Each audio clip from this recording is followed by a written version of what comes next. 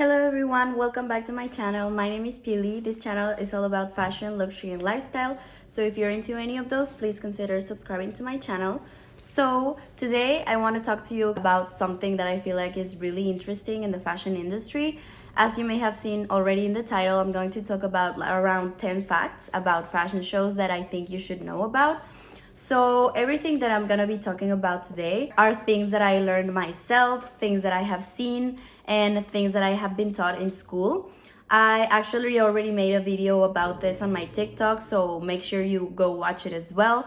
But I just wanted to bring it up in a single video for YouTube for you guys to watch it as well. Make sure you're following me on Instagram and that you're following me on TikTok because I do post a lot over there and I like to post about my life here in Milan, so if you're interested, please go follow me. So let's get started. If you see me watching down, it's because I have everything written down. I just wanted to make sure I don't miss anything. So let's talk about the fashion calendar, kind of. So the shows are presented around 6 months before we actually see them in store. So right now we are finishing fashion month, and let's say this was around February. Well, it is normally on February. So on February, we are watching fall winter shows, but this is not the clothes that we are gonna see for spring summer. This clothes is going to be released around, let's say, September, October. So it is a lot of months ahead. And then on September, we have another fashion month, which is all about spring summer collections. And those are the collections that we will see in stores around March. So I feel like that is super interesting. And also the fact that, well, another fun fact is that it takes around 6 months to create the whole collection. So yes, right now we are finishing fall winter collections, but the teams are already working on the following ones. So they are going to trend fairs and textile markets and everything to find everything they will need for the future collection, which will be presented during September. So yeah, like this is super crazy. It takes a lot of time for these items to get in store. So I feel like it is really weird how this calendar works because people see this and they don't really know when it's gonna be in stores, but now you know. And I feel like this is super cool to be ahead, to know what you already want and to get your coins together before the clothes is actually released.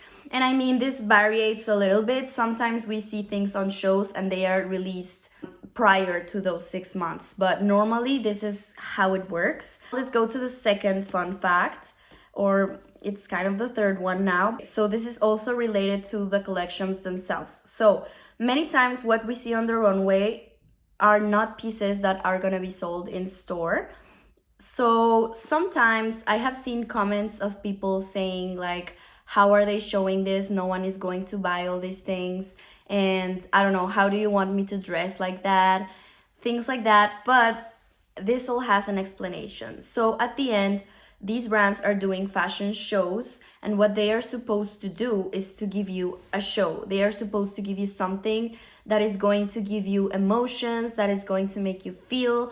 And yes, many of these items are not even gonna be sold. I mean, sometimes there are garments that are super extravagant. They take a lot of time to make. They take a lot of money to create, and like they will be really expensive when they arrive to stores. So maybe this garment is not really planned to be sold. It's more planned for, I don't know, stylists to see it on the runway and then call and say, I want this, I don't know, Valentino super beautiful dress for the red carpet, but maybe that dress won't actually be sold to anyone and everyone.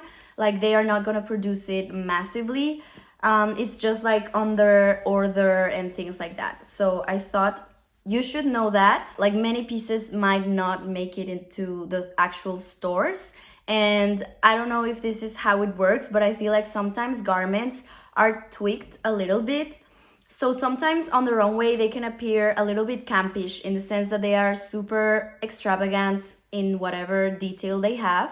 And I feel like sometimes the designers just show it like that on the runway, but then when they actually sell this garment, they will do little tweaks on it to make it sellable and wearable and you know, all those things. So don't get like super pissed at things that you see on the runway and you think are not wearable, or how will I ever purchase something like this.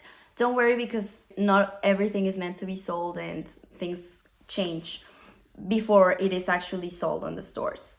So another thing I think you guys should know about the fashion industry in general, and something that I had to understand in order to get why the fashion industry can sometimes be toxic, because we all know it is toxic. The model is meant to fit into the clothes, not the clothes on the model. So as I said before, these collections are created around 6 months before the show. So all of the pieces are created in a mannequin or with a certain size, which is normally a size 0. And normally the castings for the girls that are gonna walk the runway are around 1 or 2 weeks before the show.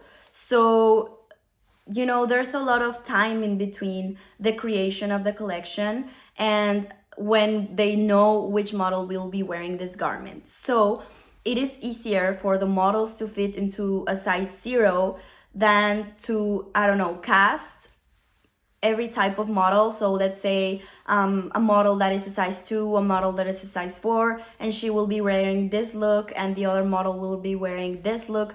So we have to make, I don't know, let's say look 3 in a size 2, and let's make look 5 in a size 5. I mean, 5 doesn't exist.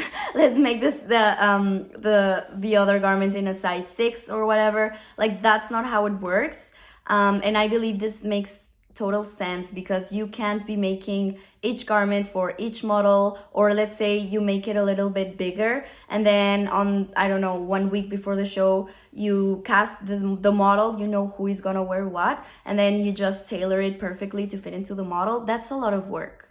So I think, yes, it is toxic. Yes, they could be doing these pieces in a size 2 or a size 6 or a size 4, but it is a little bit more difficult to find like models in all size ranges, because that's just how the industry works. It is normal that they make everything size 0, so the models have to be size 0, you know? And I know it's toxic. I know it's super bad that if you have a little bit of boobs, if you have a little bit of butt, then you're not completely a size 0, you don't fit into the garments, and you cannot be a runway model. But that's just how it works, and yeah, sadly that's the way it works, but I think it actually makes sense. But I don't know, let me know what you think. And another fun fact is that I have seen actually on YouTube, there's a model making like fun facts about models videos, and in one of them she says that models many times are skinny naturally, so they are not killing themselves to look like this. I know many models do, but she was saying that there are many models that are super skinny just naturally. They don't work out every day, they don't have a special diet and like starve themselves. Many of them can eat pizza every single day and they will look like a size 0. So I just think this is something that we should all keep in mind. I know there are many models who do kill themselves, well, not literally, but they do take a lot of work to have this body, but many of them are like that naturally. So don't feel bad about yourself. Don't try to fit in and look like a model, because many of them just look like this. And I can tell you, from my point of view, I have seen lots of models that like they eat whatever and they don't gain weight and they are a size 0 and it's normal for them. So don't worry about that. Runways are really, really, really expensive. And I'm not talking about the collection itself. Like, the creation of the collection is of course gonna take a lot of money. But other than that, the actual fashion show is so expensive. So take into account all of the expenses that the runways need. So you need the location, you need to pay the models, you need to pay hair and makeup, you need to pay for like the setup of the location and all of that, like the lights, the seating, and everyone that's working behind. So it does take a lot of money for that. And I'm not really sure if they pay these people by the day, by the hour, but either way, it is a really expensive thing to do. Okay, I'm just popping right there because I forgot to mention something. So there's the official calendar of brands, and I mean of the brands that are gonna be on the fashion week. And these calendars are created by the place where they are gonna take place. So for example, in Milan, it's the Camera della Moda Italiana, and there's another one for Paris, another one for London, and another one for New York. So these are the official calendars of the fashion week. And I feel like anyone can have a fashion show during fashion week, but that doesn't mean you will be in the fashion calendar. So I have heard, like a little birdie told me that, and I don't know if this is true. If you know anything about this, please leave it on the comments below. But I have heard that there are people that, well, there are brands that pay to be in the official calendar. So imagine having all the expenses of the locations, of everything that I just told you, the models, hair and makeup, blah, blah, blah, blah, blah.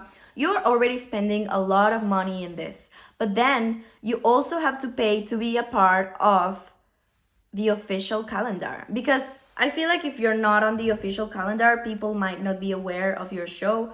So it doesn't really matter. You're not gonna get, like, if you're trying to get awareness of the people, maybe they won't even notice that your show happened. So yeah, I feel like that is really crazy. And something that I also found out, and I had no idea about this, maybe you guys did, but I had no idea.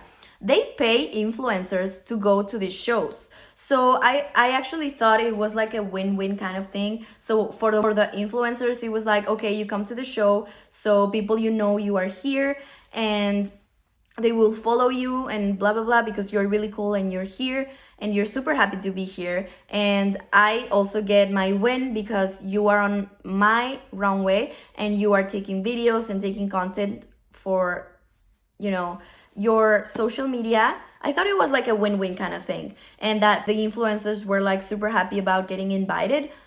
But let me tell you something. I heard that there are influencers that are getting paid to go to the shows. And I was like, what? I had no idea. I mean, I guess it makes sense, but I never knew they paid them. Like, I thought it was like a win-win kind of thing. But, it's an industry, so that's how it works. I had no idea. This was definitely a fun fact for me. Okay, so we do have the fashion capitals, which are New York, London, Paris, Milan, and we will always have shows in there, but shows can be anywhere. So let's not forget about the Jacquemus show that happened in Hawaii, and they don't have to be on specific locations, like closed locations.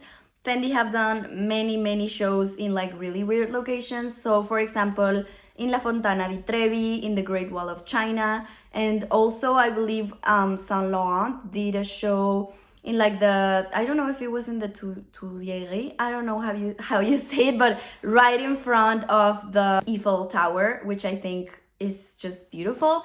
And yeah, I mean, you can have shows anywhere you desire. Valentino also did a show in La Piazza di Spagna, and I mean, you need to get special permissions for this, and I guess you also have to pay. But yeah, so just imagine how much money gets into this. It is pretty crazy. Okay, so another thing you need to know about models is that they might not get casted because of the way they look. Sometimes they do get casted based on the way they model. So I believe in our heads, we have this idea of how a model is supposed to look, that she's super pretty and that she fits into a certain beauty standard. And I have been on a casting before. It was for men, and there were many different faces in there. And I can just remember seeing like many guys that were super pretty, but they didn't know how to walk. Or many guys that maybe weren't fitting into the prettiest boy I have ever seen, but they had a really special look to them, and they were really natural, or they had like this curly hair and that specific face which was like so extravagant, and they walked really cool. So we casted those people. So yeah, like many times it's not about if the model is super pretty, it is about the way in which they walk. Because you can be the prettiest girl in town, you can be the prettiest model, but if you don't walk correctly, you will not get casted. And I mean, it depends on the show, what they're looking for, the faces they are looking for, the type of walk they are looking for. But I mean, it's not always just about the face. Shows last about 30 minutes, like the actual walking part of it, and even like 15 minutes. Yeah, I mean, it's not that much time, but the actual show takes like a day, an entire day to plan. I mean, I know it takes more than just a day, but I mean, arriving to the location, getting everything in place, putting all the places together, doing hair and makeup for the models, getting them dressed, doing a rehearsal walk, doing all the photos before the show, like all of that takes a whole day. So I think it is really crazy to work on a runway because I know there are so many shows happening at the same time, and all of them are all day in there and sometimes even days before, which I think is really, really like wow. Like it really does take the whole day to be in there. And a tip I would give to models is to walk around 2 shows a day because you get called. Well, for example, for me, that I'm a dresser, well, I have worked as dresser before on shows. We get called around 5 or 4 hours before the show. But if you're a model, you have to go there to get your hair and makeup done, and you will be there all day. So I feel like it's really crazy. Yeah, like how much time it takes. I wouldn't really recommend a model to go to more than 2 shows. I mean, unless you tell the people that casted you, the brand that casted you, like, okay, I have another show at this time and another show at this time, so take it into account.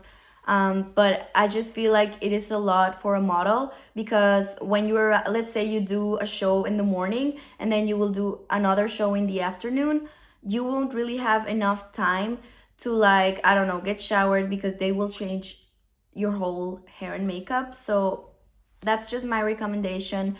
Maybe there are like top supermodels that can do like 5 shows a day, but I feel like it is really, really difficult to do something like that. This is really interesting. It is about the backstage of the shows. And I feel like this is a little bit general for the models.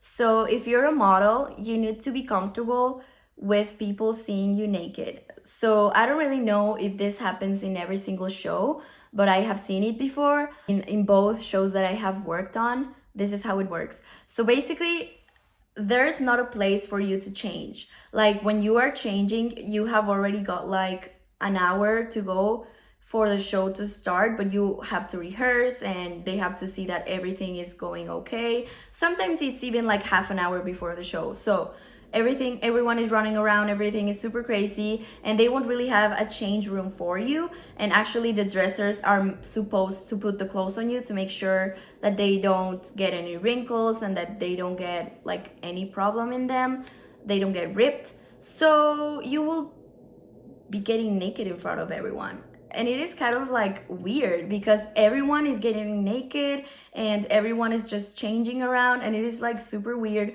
So yeah, if you're a model, you need to be comfortable with that. People are gonna see you naked. They are gonna see you on your underwear. Sometimes you will need to change your underwear for something else that they give you in there at backstage. And yeah, it's like really difficult. I have seen many things on backstage, really weird things, and I have seen many bodies. Like you have to be comfortable with literally being naked because I have seen models being literally naked or just wearing underwear. So you need to be comfortable with that.